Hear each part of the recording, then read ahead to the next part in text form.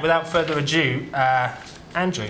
Yes, hello everyone. Token YouTuber, it's a weird thing. I never thought I'd be a YouTuber. It wasn't sort of on careers day when I was 15, you'll be a YouTuber. One day my son, especially my parents, Jewish Northwest London parents, I mean, this was a travesty for them for quite some years until it started to garner some success. When all the, it was everybody's friends' kids, oh, this one's a lawyer, that one's a business person or whatever. But I'm a YouTuber. I initially wanted to be a documentary maker. That's what I used to do. It's how I started. I was trying to maybe emulate Louis Theroux. Who doesn't want to do that? We're all trying to be Louis Theroux.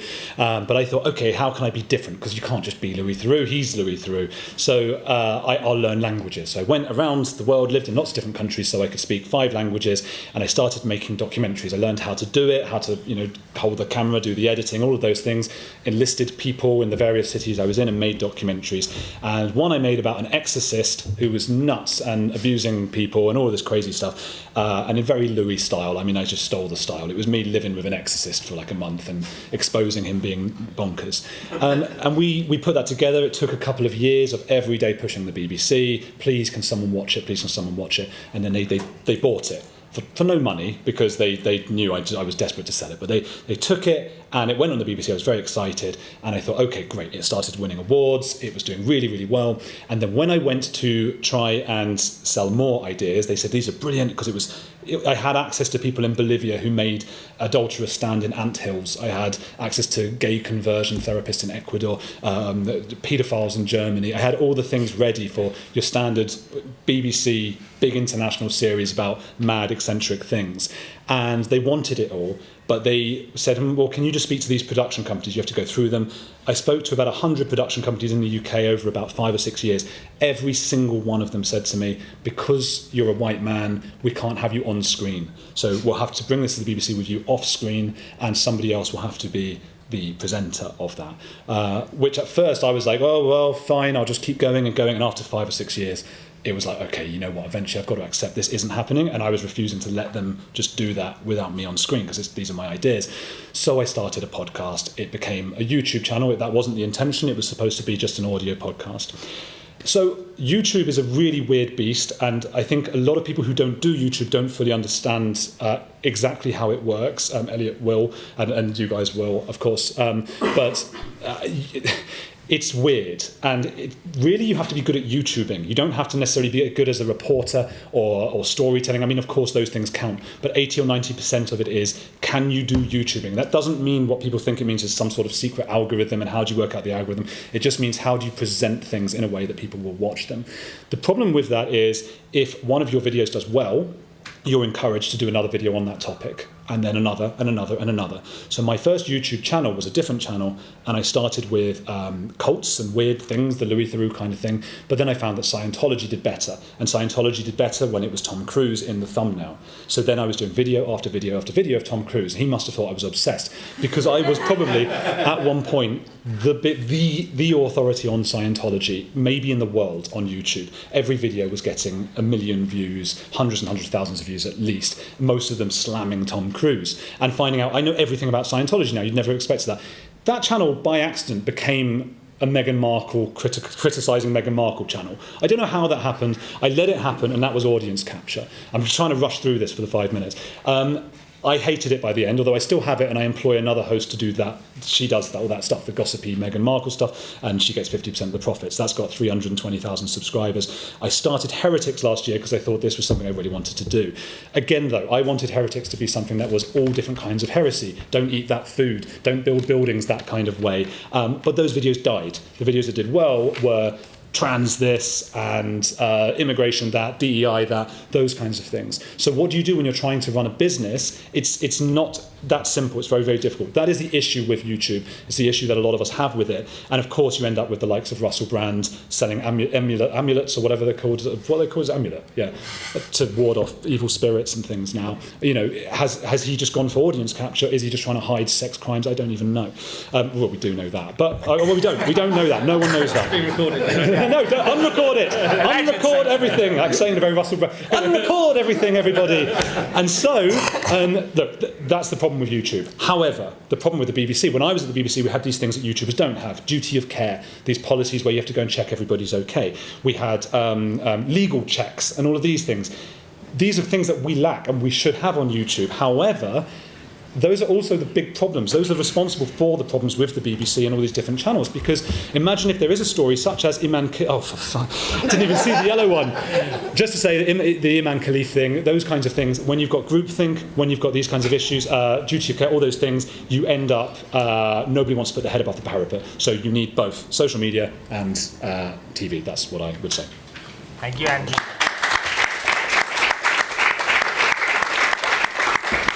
I also realised I forgot to invite you to give them a warm welcome, so let's do that now, everyone.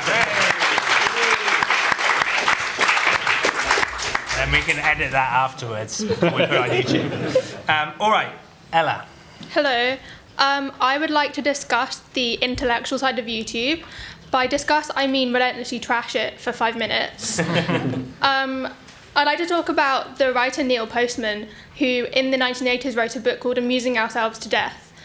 He was writing about TV and he wouldn't quite live to see the birth of the internet and of online video, but I think he'd have felt this really strong sense of familiarity because he understood exactly what was happening to education with the rise of basically infotainment, so people using TV shows as education.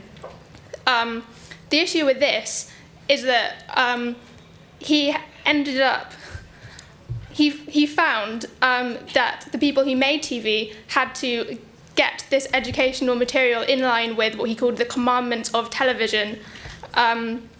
One that's particularly relevant in the case of YouTube is, "Thou shalt induce no perplexity." So there must be nothing that has to be remembered, studied, applied, or worst of all, endured. If you watch an entertaining show on TV that purports to be educational, you won't really get the sense of educational challenge. You won't be able to get your head around something because you'll just, if you find your brain straining, you'll just switch the channel very easily. I'd say this applies more on YouTube than it did on TV, because what YouTube does is it gives you a very long list of recommended videos at the side of whatever you're watching. There are like Chrome blockers you can use to disable this. I do that, but if you're watching unadapted YouTube, you're faced with all of these other alternatives that look way better. People do really bright, colourful thumbnails, and they have like people gasping and talking about dark secrets of X, maybe sort of what Andrew Gold does. I don't want to diss him. And it just means you won't be faced with something intrinsic to education, which is actually mental struggle. You have to find things hard so you can develop mentally, develop new ideas, get your heads around ideas that don't come from places you're familiar with. His second commandment of television, there are more, but these are the two most relevant, are, "Thou shalt have no prerequisites." He said, "No previous knowledge is to be required. There must not even be a hint that learning is hierarchical, that it is an edifice constructed on a foundation." This, I would say, is also exacerbated by YouTube's algorithm, so it's worse on YouTube than it was on TV. The algorithm guesses what you want to watch, so it pulls from your viewing history and who it thinks you are and what your interests appear to be, but it pushes you things with no actual structure or order. You don't learn in a historical order, you don't learn about theories from their progenitor to the people who expanded on them. It's contrary to how people have actually always learnt. There's this idea of civilization as sort of an idea with other ideas branching out from it, relevant to the West and also other societies. And someone getting their education from YouTube is not going to get this idea of a general shared basis. I think this is a really big issue for society in general, because it means our discourse on all sorts of topics is going to get so complicated. We don't have a shared basis of knowledge or like a consensus or a definition to draw from. It explains so much of the sloganeering in politics today, because people are coming at things from different angles and they don't have a shared starting point. So Max brought up maybe people go to YouTube as a refuge from school. And I actually found that I started reading long non-fiction books as a refuge from school, because so I started school the year interactive whiteboards were brought in, I left school like the year before COVID. So I had a digital education. Whenever we had to do in-class research, it was always online. It was never like go and read a book. It was always Google this and just like cull some facts from the websites that come up. Our teachers like showed us YouTube videos in class all the time. It was encouraged. It was called multimodal learning. I think there are probably dark forces behind it that I won't go into. When I was about 17, I got really interested in the history of filmmaking and actually very trashy like Hollywood history, and I would read loads of biographies of actors I liked, and then I found I was getting a deeper education in this than I ever got from any humanities subject in school. I was getting loads and loads of context when I needed it. I was getting structure and order. I was learning from writers in a way I think I should have been learning from university and from my teachers in sixth form, and I just wasn't. I wonder how many other people this is happening to. And I'm sure most YouTubers have really good intentions. It's just the structure of this platform forces them to play with our attention. And I think that diminishes any proper intellectual aim, because you're always vying to be the first, to be the most viewed. And there's just no sense of actual intellectual collaboration and building on an intellectual foundation. Thank you.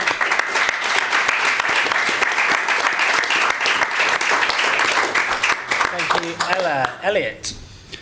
One of the main things I want to convey to you guys today is this constant battle that we're fighting as YouTubers between authenticity, but then also optimizing for views and putting out this message. And in this sort of opening ramble, I am going to slate YouTube and put across to you guys the issues with it, because I do think that ultimately problems sell on YouTube, not necessarily solutions. But before I do all of that, I do want to say that saying that YouTube is inherently anti-intellectual or intellectual is like saying that books are good or bad for knowledge. I mean, it depends what books you're reading, it depends what you're consuming, and I think the onus is on us as consumers to consume a variety of books or YouTube videos, but it's also on the producers to produce valuable and meaningful content. So I do think that in the last few years I've seen this trend of more of a toxic relationship with YouTube that we all find ourselves in, and I think it's quite neatly summarized by Goodhart's law, which is this idea that when the measure becomes a target, it ceases to be a good measure. So we measure our success on YouTube with views, comments, engagement, but that's no longer a measure, that's the target. We're optimizing everything to get as many views as possible, as many comments as possible. And I like to relate this to the likes of revising for an exam, and you're revising to pass the exam rather than having enough information to pass the exam. And these are two very different things, because you can cheat the success criteria, or to take it from the abstract into YouTube, you can cheat the algorithm and create thumbnails and titles that give you this illusion of success, but actually there's no real substance there. And I think with that, a trend that I've seen over the last few years as I've nerded out over YouTube and watched videos on how to get the most views, both to forward trigonometry when I was producing that, but also just out of personal interest, is this concept that I've been toying with of fame inflation, which is that if you got 1 million views in the 1980s on MTV or on a record that you played, you'd be Freddie Mercury, or you'd be David Bowie. But now 1 million views means nothing. Most people are capable of getting 1 million views by putting the right titles together, putting the right thumbnail together. And just like a currency that's inflating, I think eventually this bubble is going to pop, and the only people that are going to be left standing are the ones that don't take shortcuts and that provide genuine value.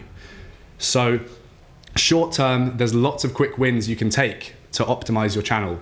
But what I really want to convey is this need for not just destructive sort of fear mongering, but actually thinking about solutions. And I hope we can get to that with the help of you guys asking questions rather than me just criticizing YouTube.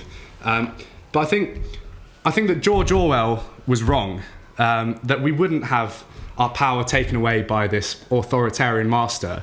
Rather, we would give it away in pursuit of cheap dopamine. And I think that's what we're doing at the moment. We have this button that could summon food, any food that we want, and we keep on choosing McDonald's rather than actually the healthy option. And it's an easy trap to fall into. I like to use this study about slot machines, and in casinos they used to have these clunky handles that you'd have to pull every time to gamble, and that caused more friction between these gambling addicts and the gambling. So what do? They changed to a button that you could press over and over again, quicker and quicker. And the quicker you can repeat a behavior, the more likely you are to repeat it. Transfer this over into YouTube Shorts, social media, infinite scrolling, which by the way has been developed by gambling experts. It's easier and easier to stay in this constant loop of watching content, consuming content. But what I want to ask all of you is, can you remember the last 5 YouTube Shorts or Twitter videos that you watched? Because I strongly doubt that any of you, including me, can. Because we're not feeding ourselves things that are valuable and that are challenging our worldviews. I think there is a danger that we are falling into echo chambers more and more. And the more algorithms get optimized to show us what we want, the further we're going to fall. So I want to leave it on the fact that we shouldn't be looking to cut down forests. We should be looking at irrigating deserts and using YouTube as a tool to do that. So that's me. Thanks, Elliot.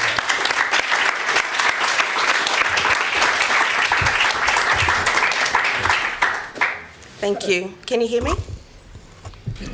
Okay, so I'm going to focus on the why. I want to focus on why people are gravitating towards the online world for intellectual engagement and moving away from traditional educational institutions. And for me, I think the key word here is tradition. The 17th and 18th centuries emblematic eras that helped to form the world that we have today. A lot of nonsense did happen in that era, but also a lot of good things. And one of them was the birth of liberalism, or at least the sort of acceleration or establishment of it. And liberalism institutionalized and spread the concept of individualism as a dominant value in Western societies. So the idea of personal freedom and the right of individuals to sort of pursue their own path and pursue their own lives as they see fit. So people were encouraged and are encouraged to think for themselves and of themselves as autonomous agents capable of making their own decisions and so on.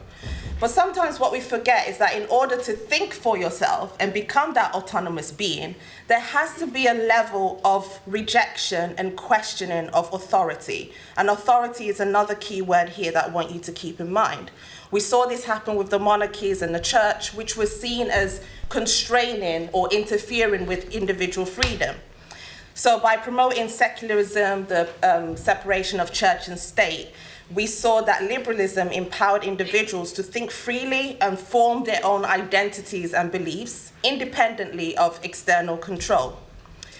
Going back to this concept of authority in general, this gravitation towards the online world and YouTube and so on for knowledge acquisition or intellectual engagement, for me, it's just a natural outcome of centuries-long changes in how we relate to authority in general. We no longer see education, traditional educational institutions as the main authority that should dictate what we should learn and how we should learn. Modern society, we have a new relationship with authority.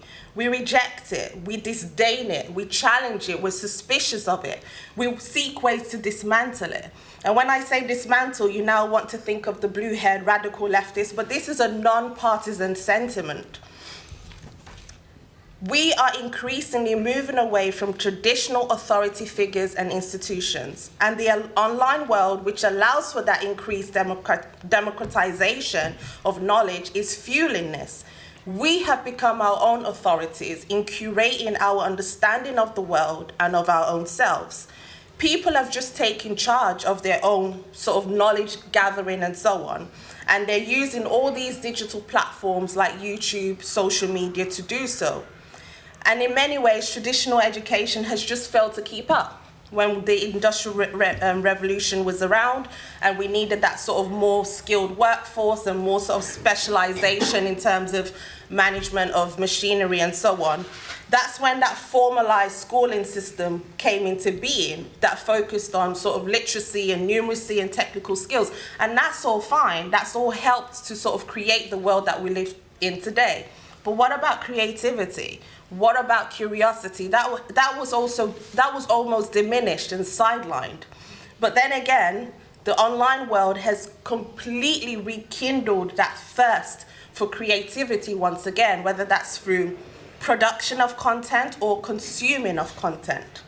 And also, these kind of concerns that young people spend so much time online, and it sort of leads to this antisocial and alienating world. For me, I find it interesting because our so-called physical world is already alienating.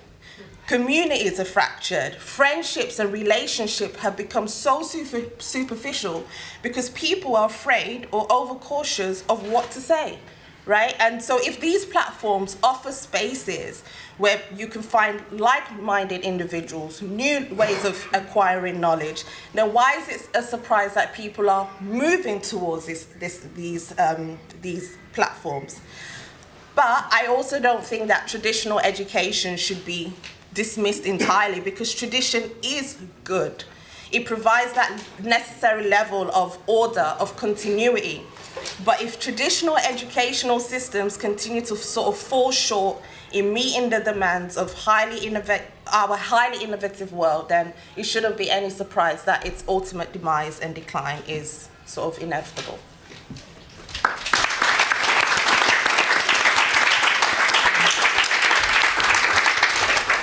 Fraser.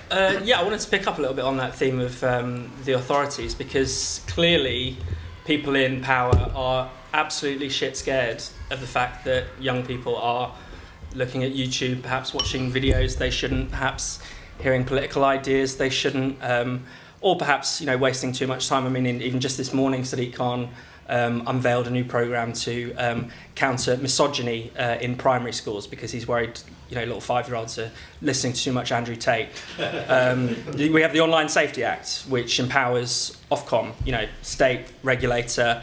That's now going to be essentially assessing, is YouTube taking things down in the speed and the manner in which it should. So there is a serious threat here to what I hope we agree is an important platform or an important way of self-expression, even if we have those criticisms, which I thought were well made.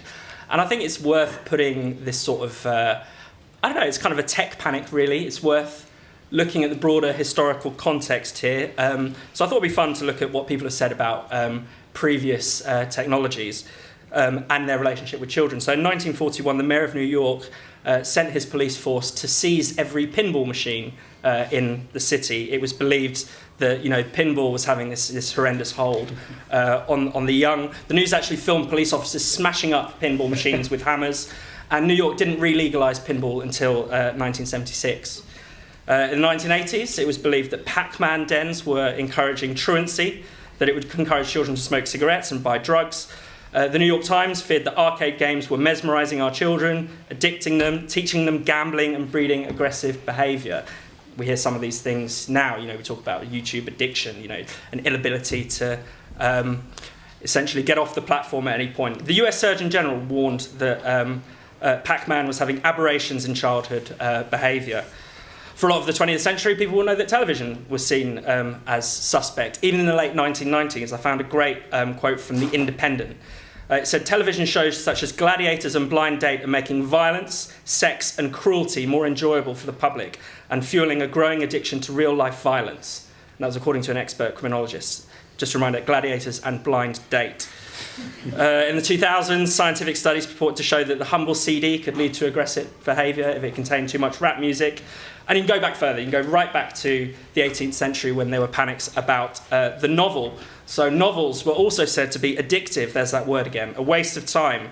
And apparently they could damage your eyesight, damage your posture, and of course they could corrupt your morals. I don't know if people have read The Sorrows of Young Werther by Goethe. It was believed at the time, the main character, spoiler alert, he commits suicide at the end. That was believed to have set off this suicide craze, this outrageous novel. Goethe today, in Germany at least, is considered to be on a par with Shakespeare. Now, I'm not saying that's the fate of any of today's modern YouTubers, but it is worth thinking about. Even some of the best literature that has ever been written has still been subjected to these kinds of moral panics. I mean, even as recently, I found a newspaper article, 1937, novels being blamed on school shootings. A teenager was deranged by hallucinations of toughness as a gangster, believing himself to be this character, apparently, in a novel. So maybe a 1930s sort of Andrew Tate figure. Yeah, so, I mean, why am I saying this? Because I think a lot of the fears being expressed are actually not that new. They've been applied to previous technologies, even quite recent technologies and platforms. And also, I just think it's really important. I know no one on this panel believes it, but if we're talking to society in general, that we do not want to throw this baby out with the bathwater. I mean, amid all the sort of crap that there is on YouTube, good, bad, brilliant, let's not forget there's also this just amazing archive of the world's audio-visual treasures there, right at our fingertips. Okay, probably not being exploited by a 16-year-old, but my God, is it good for the rest of us who are interested in, expanding our knowledge. I'll leave it there. Oh, on the yellow card, controversial. Thanks, Fraser. So we've got a nice broad array, sort of from the minutiae of YouTube out to huge sort of, broad cultural, historical, social things. So I think it's all to play for. So yeah, let's show of hands who's got some points, and we'll hopefully do this. I'll take sort of 3 or 4, and then we'll do a couple of back and forth. So let's start at the front here. There's no microphone, just... Oh, there's no microphone, it's okay. Project, yeah. I'd like to thank all the panelists. It's really good stuff. I want to just start. I don't want to be too long-winded. I feel like I could be, but I want to start with a phrase I once heard, which is, a knife can be good or bad. In the hand of a surgeon, to scalpel it, cures diseases. In the hand of it's like, teenager living in a rough estate, it leads to somebody being killed and that kind of thing. And I suppose that's the thing with this technology. That I think Ella talked about, multimodal learning. What I'm thinking about is, in my local town, Ipswich, a history teacher created a fake blog about the Ipswich Underground railway system, and used as a teaching aid, for, how you've got to evaluate sources and that kind of thing. And I think that's what needs to happen, that there needs to be a basic level of education so people have the critical skills to go, I find this YouTube channel really entertaining, but what's a host's bias, what's a host's background, and they draw on the resources to actually challenge what's presented in front of them. Because as you say, it's great. Like I said, a kid in a rural part of Sri Lanka or Africa can get access to all these resources, whilst years ago it didn't mean having to go to a library or a special cinema to see that. So that's, I think that's my main point there. So. Really, really great point. I think there's a gentleman here as well. Yeah. It's nothing to do with education, but some of this discussion reminds me a bit of, I quite often go onto YouTube to look at old bands that I used to go and watch when I was in my 20s. And there's very often a comment in the chat about how amazing it is to see, like it's like a kind of a video of a gig or something, no one's waving their phones around. And there's this real kind of irony in there that, like Fraser says, you're only able to access that and have that moment of nostalgia because it's on YouTube, and yet at the same time people feel somehow guilty or some kind of sense of regret about something that's been lost at the same time. On the educational points, I think that it's really interesting to think about when the Bible was translated out of Latin, big panic about that people would read it themselves and make their own conclusions rather than have it, kind of handed to them in the right form by a priest or there's pretty much every innovation in terms of printing, for example, that's also been accompanied by kind of panics around ordinary people getting their hands on it. So I think in some ways this feels a little bit like the kind of same old in a way, but applied to a new technology. I guess the thing I wanted to wonder about though was that I'm not sure the history of mass education is even that worthy of defending in quite the same way. I think things like, you know, when we brought in universal education in this country, that required the kind of the crushing of lots of education that happened in communities that they organised themselves. So it wasn't an entirely positive thing. If you look at now what's happening with university, you know, everyone has to go to university because, I don't know, everyone has to go to university apparently, and gradually there's kind of less and less actual content in what people are expected to get from that. So I kind of, you know, in some ways I think more power to your elbow if people are kind of, you know, trying to recreate some of that autodidacticism that you kind of mentioned in your own experience. So I don't know what other people think about that. Yeah. Thank you. Was there another one over here? No. Yeah, there was one here, and then we'll take one over there in the corner standing up. Then we'll come back. So first over here. So I'm very positive about YouTube. I've just discovered it, and it's one of the most wholesome things I've ever seen, especially for freedom of speech. I see all these young people in particular reacting to things like the British Empire. I never knew that, and you know, you're not even allowed to say it in traditional school anymore, but they're finding it for themselves, and they're chatting to each other about it, so it's quite social, and it's a bit like Gogglebox really, because I'm watching them watching it, and like, this is all cheery. It's a bit like, feels like COVID, but it's cheery. I don't think it's I mean, half the question, my question, I don't really have a question. I think the problem that you guys as consumers of it, you have particular issues. You have to make moral choices about whether you're going to sell your soul to the devil, and that's your problem, really. But I don't want it, same with X, I don't want it censored. I don't see that that's the answer to anything. The end. Thank you. And then we had one more, and then we'll come back to Hi. Apologies if this has been touched on, I came in slightly late, but I'm interested in what the panel think about the kind of Tucker Carlson phenomenon and the way in which, whilst I don't think necessarily technology determines things, I think it does interact with social forces and can exacerbate problems within society. So there's a general norm and understanding about how World War II.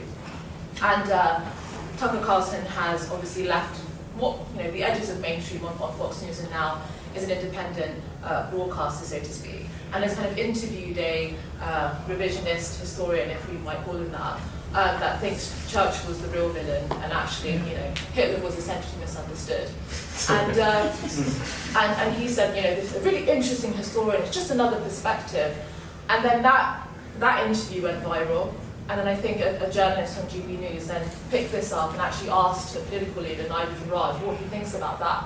So it was something that could have been easily dismissed as a kind of crank phenomenon on the internet that actually got so big that was even picked up by Elon Musk and then actually started to impact the general political debate in this country.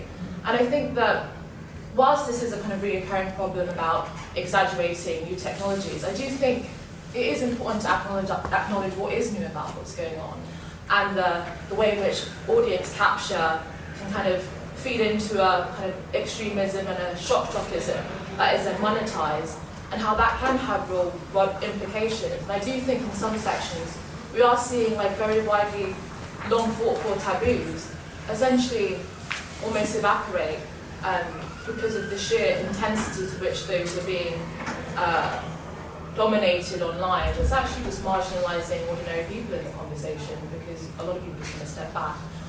So I just want to know what the panel think about that are we just, because we defend free speech and because we support free speech, are we not willing to take out the trash when people are essentially like using the term free speech or the principle we all agree to as a battleground in the fight against the so-called woke left? So yeah, I want to know what you think because I'm worried about that. Great, thanks. Really, really good question. So if you guys pick up on one or two things, we have about 90 seconds each. Why don't we just go down this way? So, I don't know. There was a question about education.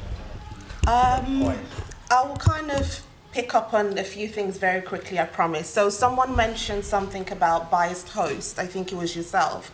And I think the trick is to expose yourself to different biased hosts, so to speak, because we all have biases, right? I try my best, for example, to be as nuanced as possible on a lot of issues, but I do have opinions. I have strong opinions on different things. So if you follow my YouTube, then I would advise to follow someone else who counteracts my views and my opinions, and that's why things like critical thinking are very important. And I think that's what's lacking here, and that's a tiny bit to link with what you asked as well. People are not following or pursuing knowledge anymore. I'm finding with YouTube, they're kind of pursuing the personality of the person. So it doesn't matter what that person says, even though it's demonstrably false, but they have built sort of that person has built that following, right? And that personality. You can do your Tucker Carlsons or your Candace Owens. So whatever they say will be eaten up by their followers. But that's not how it should be. We need to sort of bring back, not censorship. The answer is not to censor, but the answer is to sort of redevelop that need for critical thinking and allowing ourselves to act. I think someone mentioned sort of agency. There has to be agency on our parts as well to know that there's a lot of nonsense out there that can have, you know, real world implications. Someone mentioned shared values. If you start to pick apart, you know, established histories and bring in this sort of, you know, nonsensical pseudo kind of history, then you're ripping apart at the fabric of what actually brings us together. And that's not something that we should actually just leave aside or ignore. I'll leave it there. Yeah, great. Elliot? I think the point about filming concerts is super interesting, and I won't delve into it too much because it's a bit of a rabbit hole and it's veering off, but Freya India talks about this and she'll put it much more articulately than me, but we've got this idea, especially as Gen Z, of nothing being forever. Our parents are splitting up and we're engaging in hookup culture, and I think that sort of leads into this idea of filming the moments and being scared of losing them, but then ironically we're never actually living in the moment. We're so disconnected from reality, and that comes with so many different consequences. So to me it seems that the happiest people my age are the ones that are the most disconnected and aren't engaging in all of this. And I guess that leads on to the Tucker Carlson point. I'm just a bit disappointed in you adults on X, to be honest. I think we need a few more adults actually in the room on X. 10% of the users make up 92% of the noise. These fringes are being pushed, and it's sad to see.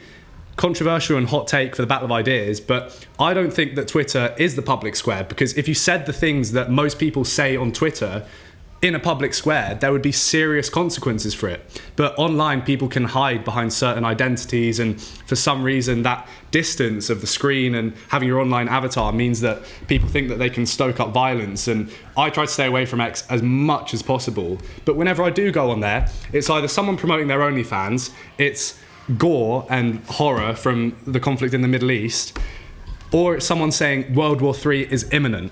So I think a lot of this just comes down to us getting less excited about this new toy that we've discovered of social media, and actually just being a bit more cautious in the way we use it. On autodidacticism, it's a really, really interesting point. One of the things that really shaped my perspective on this was a book by the historian Jonathan Rose called Intellectual Lives of the Working Classes, the British working classes, and it's between like the 18th century to mid-20th century, sorry. And what surprised me was so these cooperatives where people would learn together in working class villages in like the north of England, in poor minor towns, they were not really relying on lectures. They had shared libraries full of actually classics, things we're now considered part of the Western canon. There are really interesting statistics, like a surprising number of 18th century weavers were literate because they could like hold open these classic books while they were doing their weaving. We didn't really move on to like a lecture-based version of autodidacticism, working class education, until like the very early 20th century, which that was kind of more associated with labour politics. And I think if you want to see like a 21st century version of this Victorian autodidacticism where people were actually reading and following like what they thought were great works of English literature and learning these philosophical lessons that people maybe considered were above their stead, I would actually, this is really unusual advice, but go on 4chan. It's a very old message board. It's famous for like basically shocking right-wing politics and gore and stuff, but they've got a message board called Lit for literature. And these alienated young men go on Microsoft Paint and they make graphics of like, these are the books you should read in order to understand the ancient Greeks, and like save and share them. And they've got their own book club where they just actually engage in the most classic form of learning on their own. And that's actually really inspiring to me. And I think YouTube is just a decoy. I don't think it's really a continuation of the original autodidactic mission in the UK. Andrew? Yeah, well, Tucker Carlson, I never got the appeal with Tucker Carlson. He looks like he's got a sort of hamster face, and which isn't bad in itself. You can have a hamster face, it's not his, but he's an odd sort of fella. I didn't get it, but I feel like a lot of the sort of centrist-y or anti-woke podcasters did push back. Whenever I've mentioned him, I've completely dismissed him.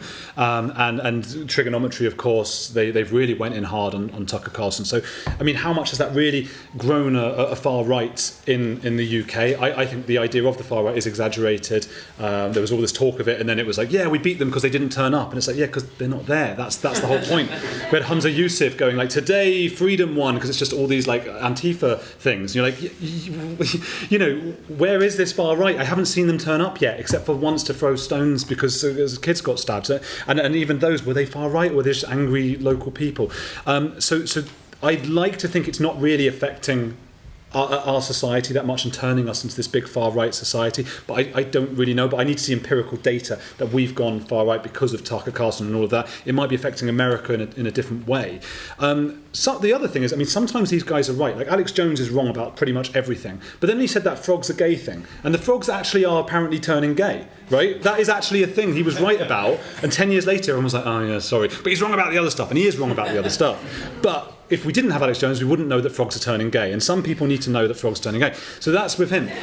The other issue is, on the other side of these things, we have just as much misinformation, disinformation that genuinely does affect the UK. If you go out and ask the average person on the street, the reason I mentioned Imran Khalif before, most people will tell you that Imran Khalif was a woman, and loads of right-wing bigots said otherwise. I actually used my YouTube platform to interview a developmental biologist. I also spoke to an evolutionary biologist. Not quacks, not weirdos, not the guys who've been on Rogan for years. I'm talking about, Dr. Emma Hilton, who's at the University of Manchester, Colin Wright, who's a very good evolutionary biologist, who took the time to spend hours explaining exactly why what we watched at the Olympics were two men beating up women. Just beating them up. They won 5-0 in every single match. I mean, they were the only two that did this. They were the only two that won every one of their matches 5-0. They were much less experienced than the women that they were beating up. We watched this travesty unfold, and the BBC loved it. And what is going to affect people more, the average person on the street in the UK? Tucker Carlson, who most people in the UK don't even know who that is, or the BBC, Sky News, even the Daily Mail, every single one reporting of Iman as a woman, which he is not. He was standing on the shoulders of his coach because, that doesn't happen in Islamic communities. You don't have women on top of their coach's shoulders. In Algeria, it's possible, it's unlikely, but the fact is this was a man. There are many, many other examples, and I don't want to go into all of them because I don't want to take up too much time. But one such one is that the BBC has broken guidelines 1,500 times about Israel in the last years, anti-Israel and an anti-Israel side. So what do we do when the BBC that really does influence people, it really shapes minds and shapes politics? What do we do, especially if we don't have YouTubers, at least some of us, who can go out and have big audiences and can say, hang on, let's get a specialist on who can say things that in the BBC that would be sacrosanct. You can't touch those things because of the groupthink, because of duty of care, because of the legal checks, which are all good things in themselves. But in a huge group and a huge corporation, the ideology is going to win out. So we need our guys, even if, unfortunately, you're going to get bad disinformation from Tucker Carlson, because we're getting it anyway on all of our TV channels and newspapers.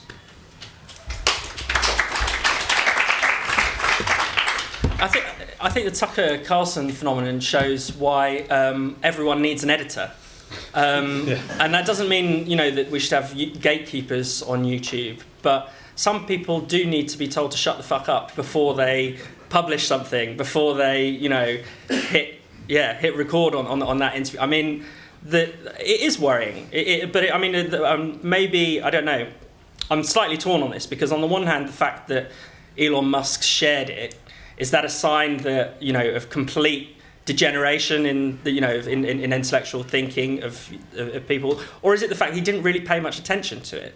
And that's probably why he shared it. And maybe there's something in the fact that if we're talking about things like YouTube, and especially the way young people consume these things, they're not like deeply engrossed in a video. Sometimes it'll be on in the background while you're having your dinner. And that's why, Elliot, you said, why can't people remember the last 5 videos they watched? Because we weren't really actually that engaged with it. It's quite a passive process. I was trying to remember. I watched one on Hitler and his meth addiction, and that's about all I can remember from the last couple of days. But yeah, I am worried about the Tucker Carlson phenomenon. I am worried about the direction that the right is going online. Candace and someone else mentioned, just utterly deranged anti-Semitism and racism. There's just absolutely no redeeming value to any of this stuff. But I'm not convinced that that's a technological problem necessarily. And I'm glad to see that lots of people did push back on that interview.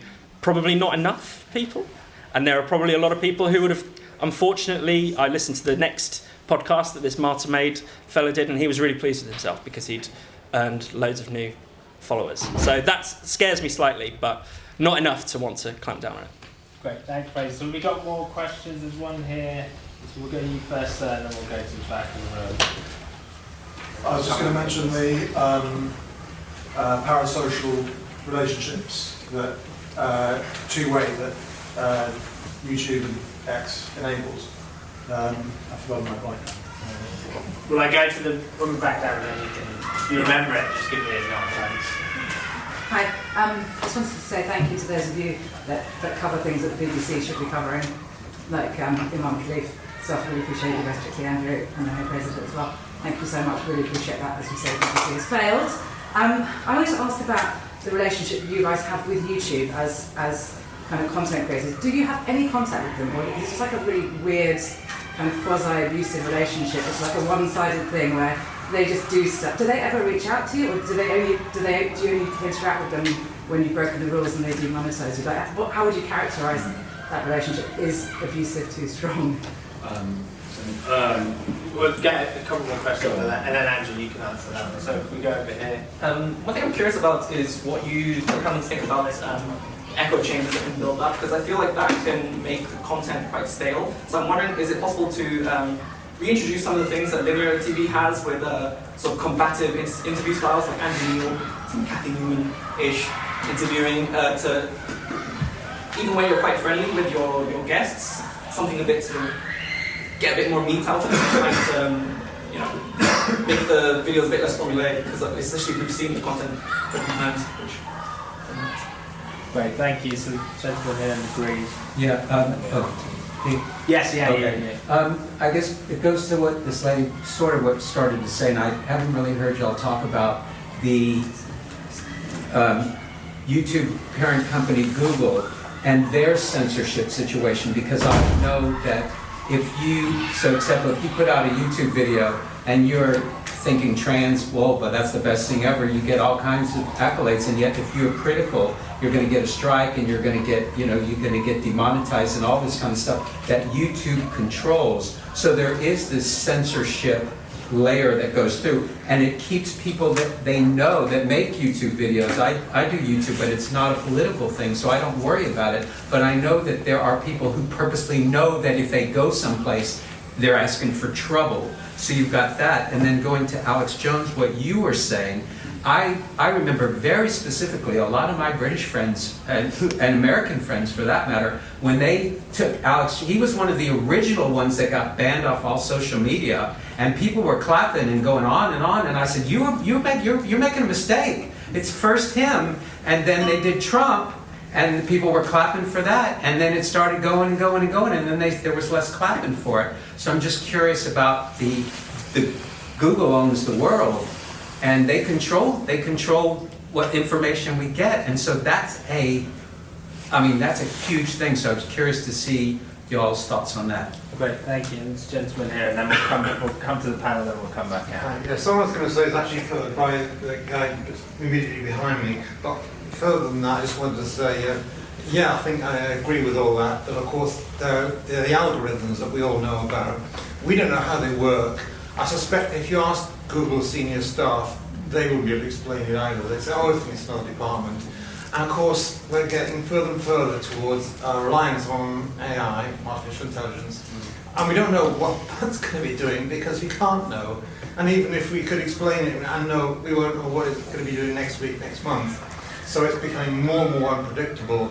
And I know it's, we're talking about Alex Jones and Carson, these sort of people. These people that I think would be taken down easily in a debate with people in a room, should be great, isn't happening because we watch it alone. Right? I watch YouTube stuff alone.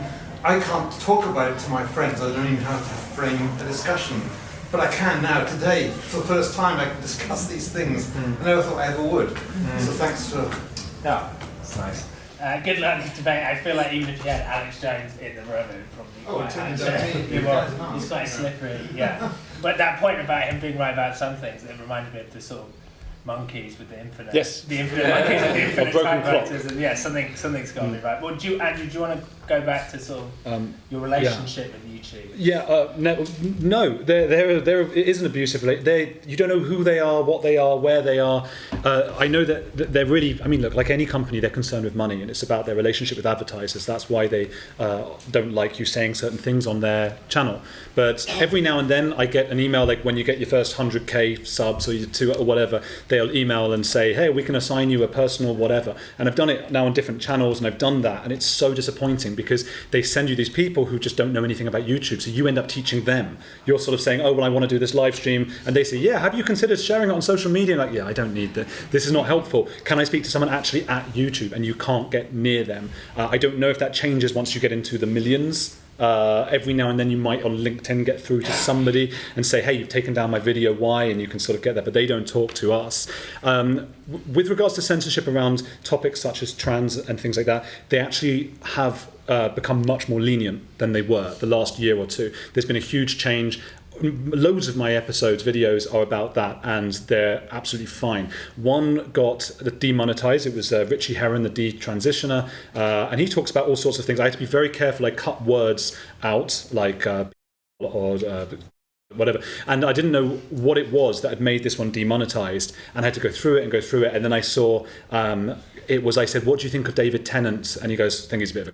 And that was what did it. But at first I thought it must be about the trans situation. So they aren't actually pushing, they put these little things underneath, well, be careful, this is, if you want to learn a different opinion, whatever. And I think that's actually responsible of YouTube. I don't mind that so much. It annoys a lot of the viewers. But they don't anymore demonetize just for criticizing transgenderism or immigration and things like that. Otherwise, I wouldn't be able to make a living. So I'm thankful for that. They went through a stage a couple of years ago where they really, you couldn't talk about Nazis. You couldn't say the word Nazi. That would get it done. You couldn't talk about...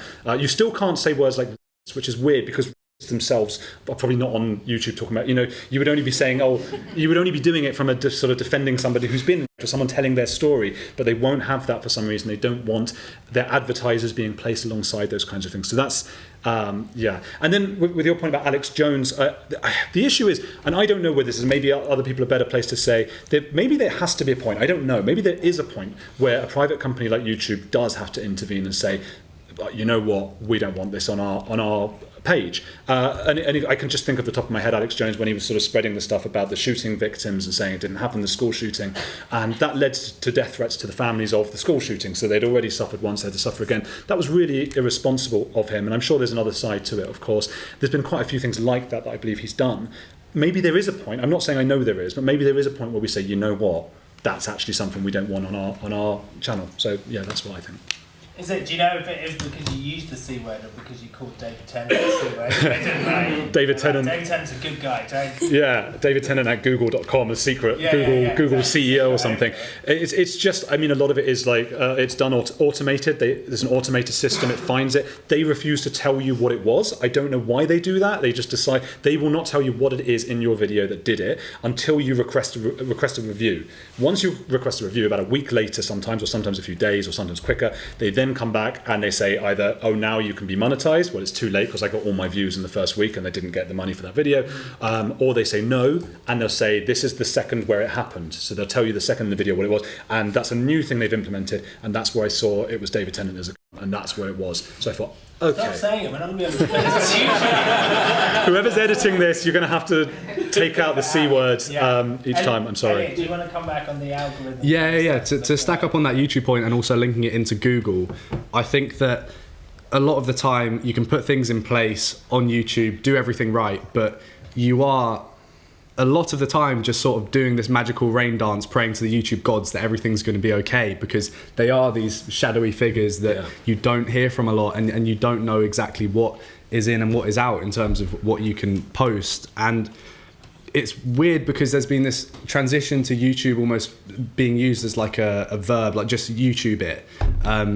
So the concept of YouTube being censorious and biased in any way is very abstract, and I think it's hard to even grasp that a platform like YouTube could be biased in any way. But we do need to remember that these algorithms are programmed by someone, and ultimately I think that YouTube and X are this sort of benevolent dictatorship at the moment, and benevolent dictatorships are great as long as they last and stay benevolent.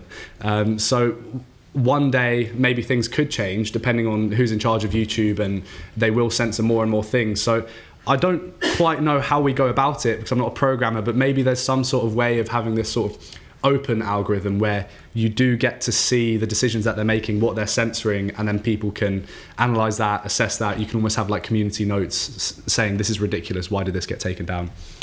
Nice. So we do Fraser, Ella, and then Adam, and then we'll go back after questions.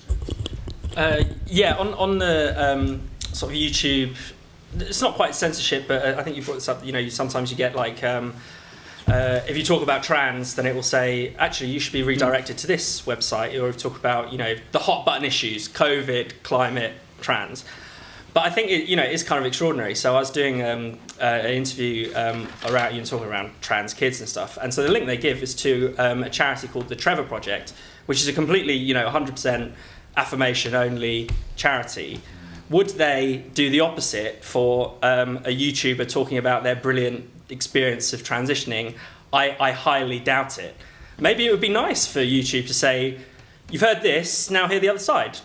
You know, people are not so boneheaded and easily wound up that is going to irritate them that much. But I think the problem is that they will choose someone that they consider an authority. You've heard Fraser talking this bullshit. Now here's the truth. But the authority is always, some dubious charity, some dubious NGO, some other institution that obviously has a fixed view on things. So that is a problem. Google itself, I mean, we've had stuff obviously censored on Google on Spiked, and they don't say they're censoring stuff. What they do is they say, these pages are looking very busy at the moment. It's a really strange kind of euphemism. What do you mean busy? That's literally what it says. There's like a little timer comes up and it says, things are very busy, or or the other thing is like the results are updating and very very quickly at the moment. This is a fast moving situation, and it's like because it's really blatant that they just want to censor a particular thing. So beware the tyranny of the Google algorithm.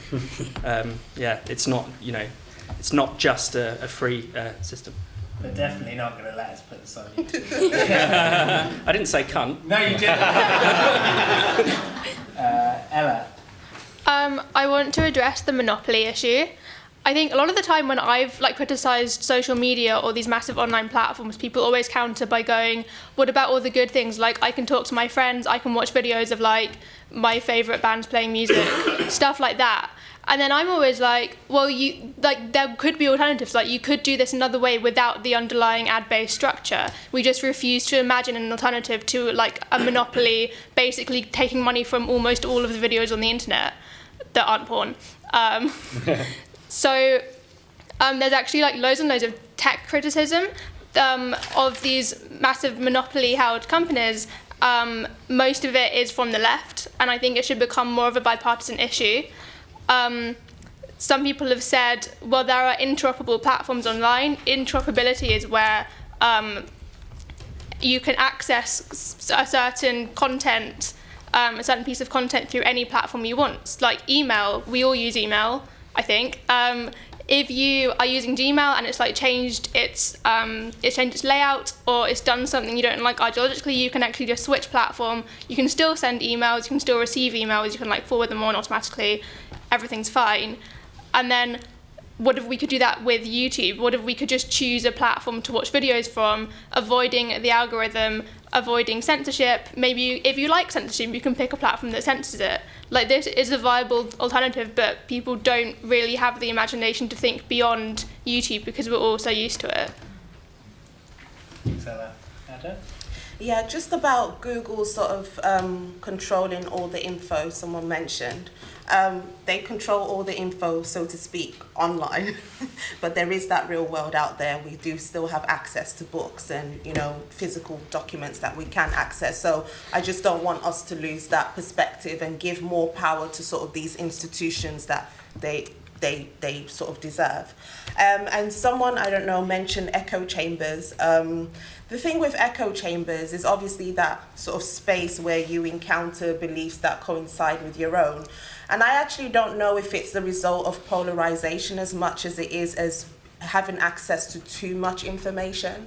So it's like that kind of escape route and that easy way out to just sort of reinforce what I already think, because I'm so exhausted of thinking, to be honest. And that's what too much information does, is that sort of Adam and Eve effect, sort of excess unneeded, unnecessary information, and people are overburdened, people are so exhausted. You know, it's actually so weird and unnatural when you think about it, especially those that consume social media a lot.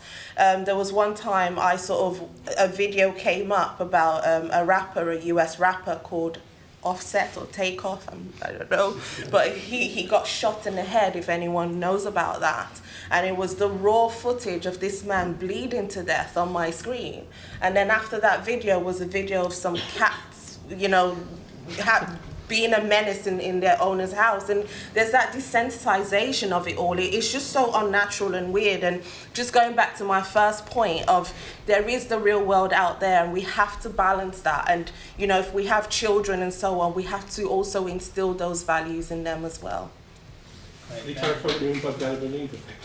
Oh, sorry. I don't even know where that came from, but in the Bible, basically, God told them not to eat from the fruit of knowledge, of the tree of knowledge. And when they did that, that's when they sort of, you know, realized, you know, their nakedness, which you can liken to people being hyper aware of, you know, who they are or how people perceive them, and sort of that unnecessary overexposure. And in that sense, someone mentioned a tool being used for good and evil. Well, that wasn't good for them. You know, biblically speaking, they were expelled and so on and so forth. So I think there's a problem with with everything, and I'm a big believer of balance, because balance creates order.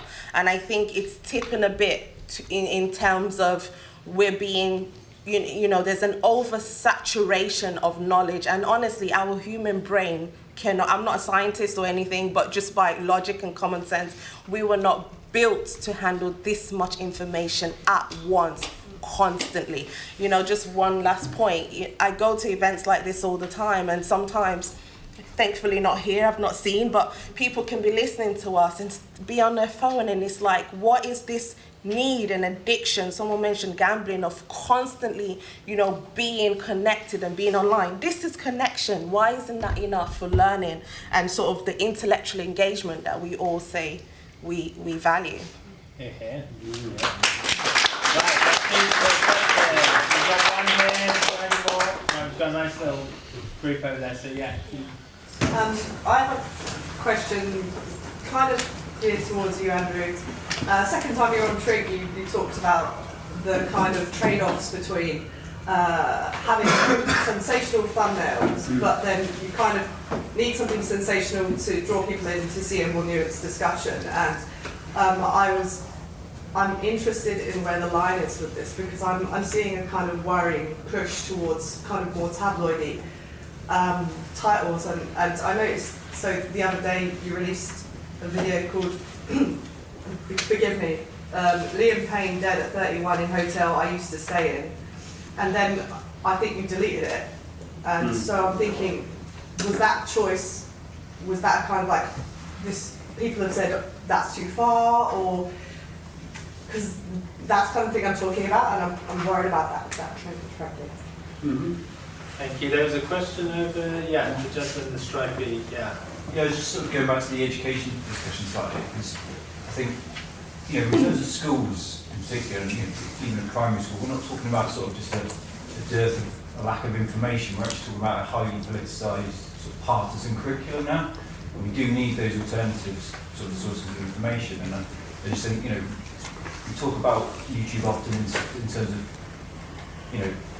a lack of parental responsibility in relation to it, but actually if it's used responsibly, and we can filter through some of the crap and sort of tee kids up to watch certain things, and we can actually counter, the rubbish that's being shoved down their throats, and it's an alternative. Thank you. Is there, So I want to ask the panel what they think of this, but I think Elliot mentioned a lot of the time online, problems get taken down. People address problems, but they never offer their own solutions. And I find that on the internet happens a lot. People seem to, tear down other people's Jenga towers rather than build their own up. So, is the solution to that? Is it, pushing cancel culture? Is it educating people into solutions of it, or is it just leaving people to do things of their own free will, as you'd hope the average majority of people would just come together and collectively abandon such a crazy idea? So I was just wondering what you think the solution is on that, because there seems to be a lot of people who take joy in seeing people who one day they love, and then the next day they hear these rumours and then they hate them. So I just want to know what you think of that. Great, thank you. Let's do one more and then we'll come back and then we'll go out for a fourth time, which I'm very excited about. I've never got to a fourth time, so that's great, thank you.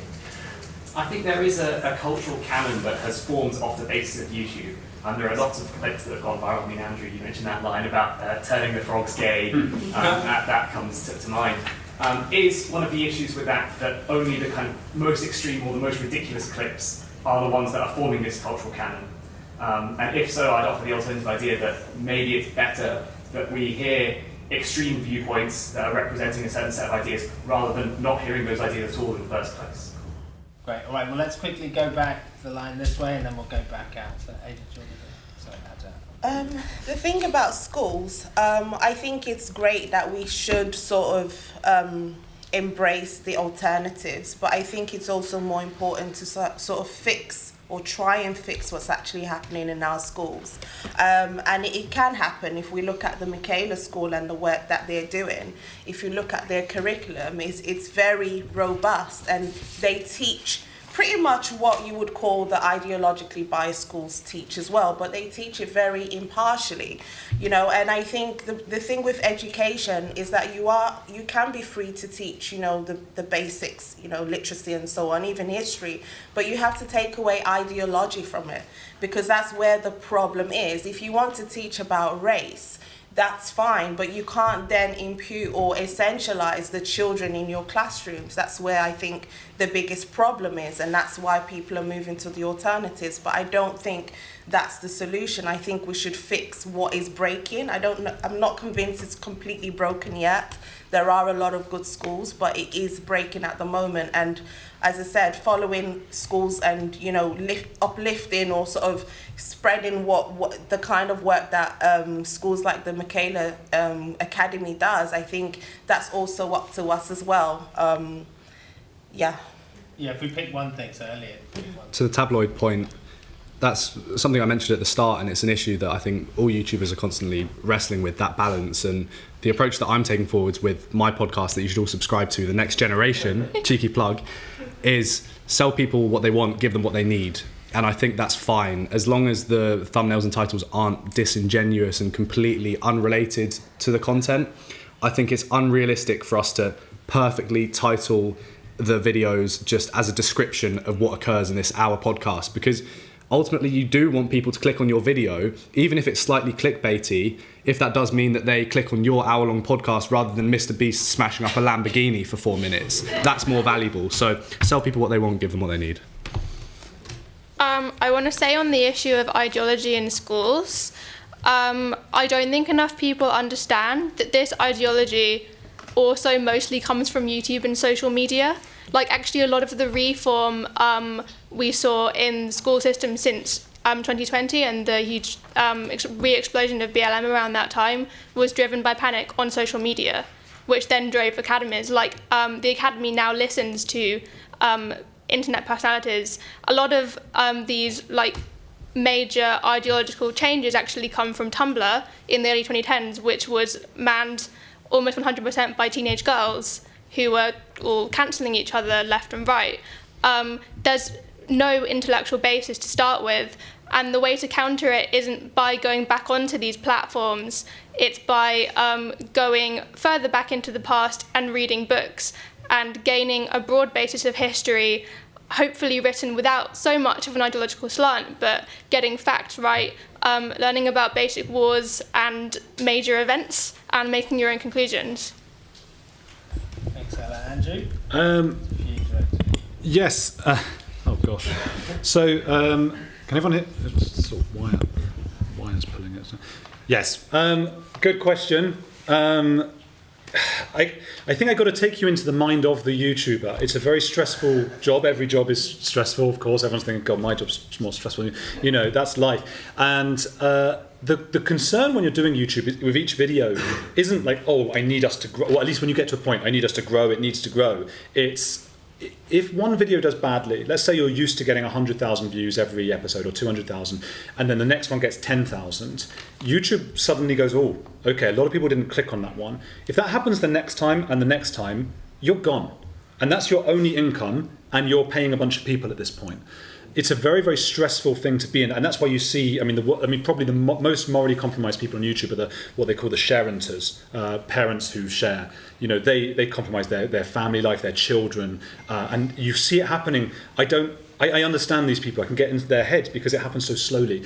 And by the time that kid's 13 or 14, they're in the panic of they're employing loads of people. They've got this huge channel, but people are watching because they wanted to watch them as babies, and they're becoming adults. And horribly, they start posting videos that sort of sexualize their 14-year-old kids. You see it time and time again. The thumbnails, oh, mummy, I had my first period, like things like that. It's disgusting.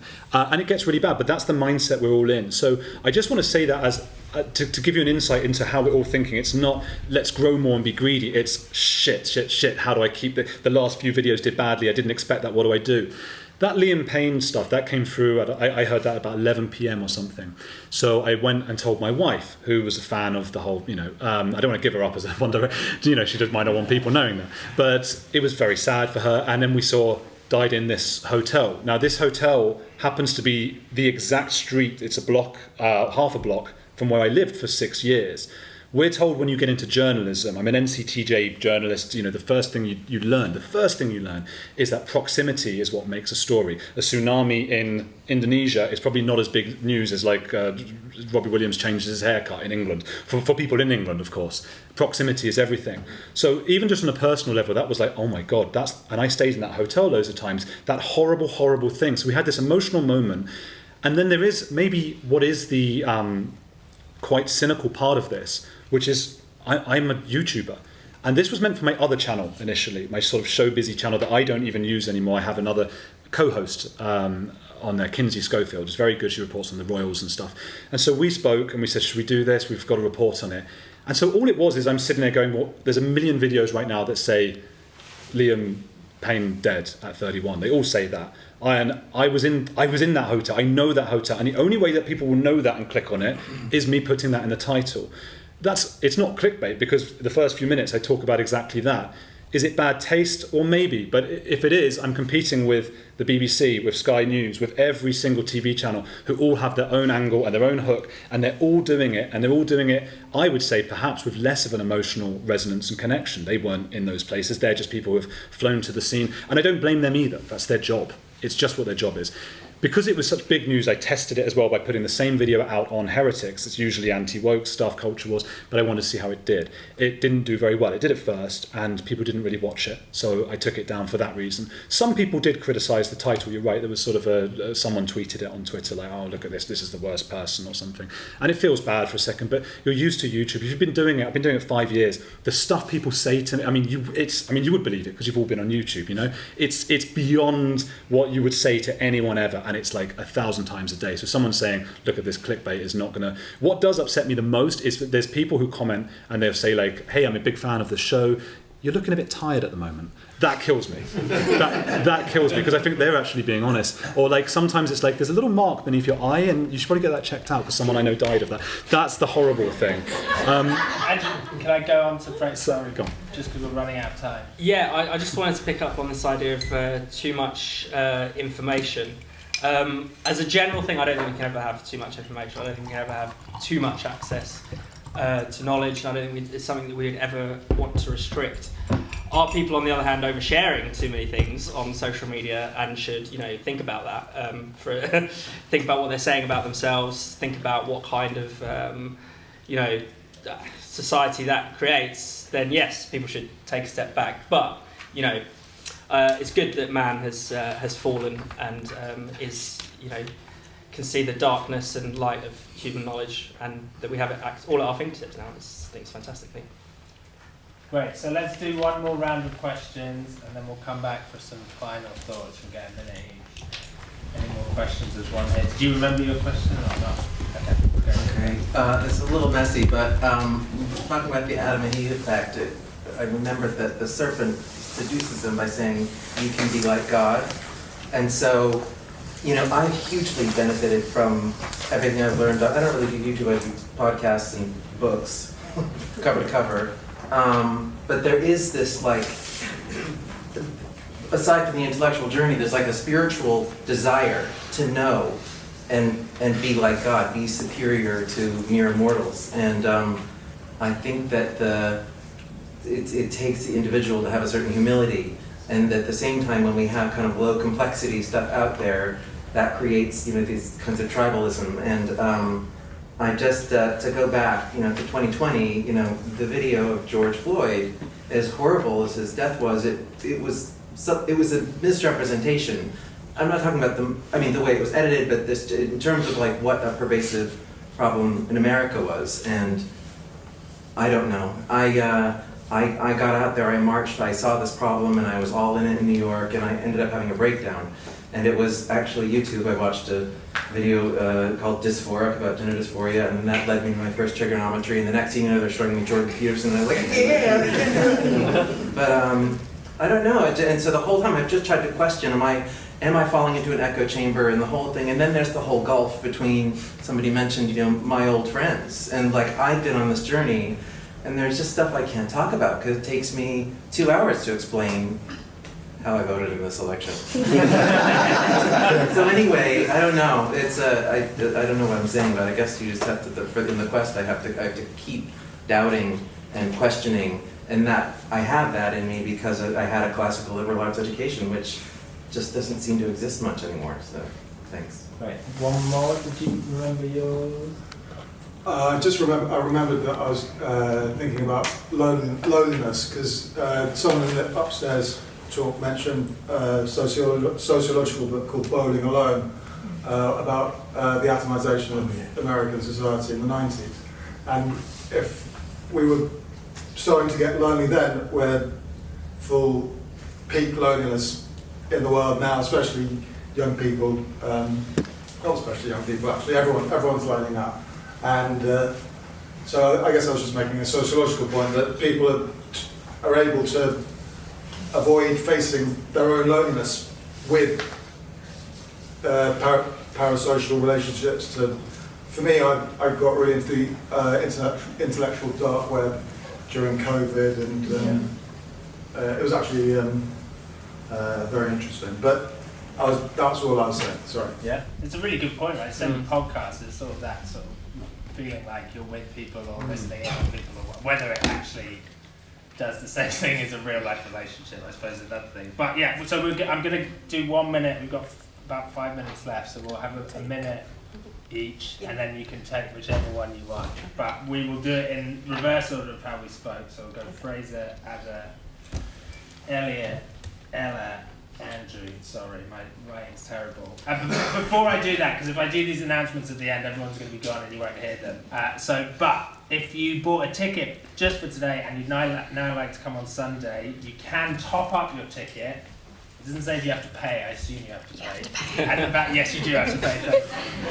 theballofIdeas.org.uk/top up. So if we get a minute from you first, please, Fraser. Yeah, I think the loneliness point is really important. And if we're thinking about some of the crankier stuff that appears on YouTube or social media, the appetite for it, lockdown really has a lot to answer for there. Because I think not only were people, in their own world trying to ask questions about the craziness of that particular year, but also you just didn't have the same, normally you have this crazy idea and you tell your friend and they tell you you're a fucking idiot. Shut the fuck up. What are you on about? Of course they didn't. Of course the Jews didn't do 9/11, you twerp. But you don't have that. You didn't have that. We didn't have that sort of social check on the craziness that people were thinking. So yeah, a lot of the sort of pathologies we're working out now that are sort of coming through the sort of system, I guess, can go right back to 2020. Thank you, Fraser. Ada? Yeah, so this idea of the biblical idea of gaining access to knowledge in terms of wanting to be more like God. And I do agree with that. I think today everyone wants to be sort of an expert on the new thing, right? And on one hand, you can kind of say it's ridiculous, but on the other hand, it is the fault of the experts themselves. Someone mentioned misrepresentation. The reason why people were flocking to alternative news sources and podcasts is because what they were seeing, it just didn't make sense. It didn't feel right. And I can definitely relate to that. With the explosion of race consciousness of 2020 and sort of ascribing different attitudes and personalities and beliefs and thoughts to people based on the colour of their skin. And at that time, I was a supervisor in a very sort of nice swanky boutique in southwest London. I was very seen as confident, very respected, and then George Floyd happened and people were asking me if I'm okay and if I'm oppressed. So that kind of, it was a misalignment, and I was like, hold on, what is going on? And I was seeing the sources of news that they were sort of, interacting with, and I thought, actually, let's see what other people are saying. So if the so-called experts and mainstream media don't want people moving away from them, then they really have to get it right. Thanks, Elliot? Yeah, I think the loneliness point is really profound, and especially in my generation, I see a huge rise in that. And it's strange because we're ever more connected to the world. We've got the technology there to do that, but I think rather than use it as a form of connection, we need to harness it to sort of bring us into real life connection with people and actually put this emphasis on events like this, speaking to people, even small things like how you make eye contact with people, body language. You can't read that online. And it also all just ties into this constant dopamine loop of people pushing that dopamine button to give them this false sense of fulfillment. And it's interesting, Mo Gawdat talks about this and sort of the science behind happiness. Happiness isn't linked to dopamine at all. Dopamine just gives you this fleeting sensation, but actually you need that deeper purpose and value. And if you're a male, you can stay at home and watch porn. You can go on dating apps that never actually work. There's this sort of bifurcation of sexes online as well, where men are ever more conservative and women are ever more liberal. And stacked on top of that, you've got the whole education problem that uni isn't converting people to actually getting into jobs. I think in America, 40% of not in education, employment or training went to college in some capacity, and 1/5 qualified from college or university for us. So there's all these things coming together to create a bit of a Molotov cocktail for loneliness. But harness the technology. I think it's super important. It's super powerful and use it to form these real connections. Ella? So I actually had a parasocial follower on my Substack for like a year, and it was the most bizarre, disquieting experience possibly ever. It was even worse because I found out she was obsessed with 3 people and the other 2 were like the killers from the Columbine shooting, and I was like, what did I do? I think a major issue with social media is it allows you to just kind of feel out these feelings of alienation without doing anything about them, because it's sort of this very passive idea of, like, what she was doing was she was just posting things to get my attention every time I posted. So she would like guess when I would be online, and I ended up just kind of ignoring her, and then she sent me an angry email like, why are you ignoring the post directed at you? And I was like, you haven't actually reached out actively to me. And that kind of behaviour is incentivized by the internet. It's like the main reason I found it so creepy was that she was taking no action. And I think that's another thing that's just, it's fueled by the algorithm. It's this completely passive way of relating to the world and to people. And I found the best way to combat those feelings just to get together with people in real life, like this, and actually speak. I think, it's even worse in relation to YouTube, because you're just sitting there watching what's called content for hours and hours, and you don't know the people, they don't know you, and any feelings you feel will probably never be reciprocated. It's bizarre. Andrew. Yes. Okay. Well, I would try and put a positive spin on that, just to end on a positive. The YouTube is a community, and we have moved beyond the parasocial interaction into something called maybe reciprocal social interaction, because we do speak back, and we can't always when you've got a big follower base, but you can often do it, and they speak to one another. And I can't speak for other creators, but I know many of the names that pop up in the premiere. They're there, and I'll go to to say to my wife, oh, Nosferatu the vampire was there today. He said this and that, and it is a respite from loneliness for a lot of people. There's a great book on cults by Amanda Montell called Cultish, about something being cult-ish, and she believes that rather than be in one cult, the best thing you can do, rather than leave it, is to actually sign up to many cults or communities. A YouTube page is very much a cult, and that can be bad, because you don't want any cult where you're in it and you worry, oh shit, what if I say the wrong thing? I'm out, I've got nothing. Well, the response to that, the answer to that, is to sign up to many. Have a few YouTube people you follow and communities you're in, join the local book club, join a sports team, try and have that in your life, to not just be in this one bubble where you have to agree with everything that they've said, lest you be ousted from the cult of YouTube, which does have, I think, a lot of benefits. It's very positive for a lot of people. And come to the Battle of Ideas. Yes, as well.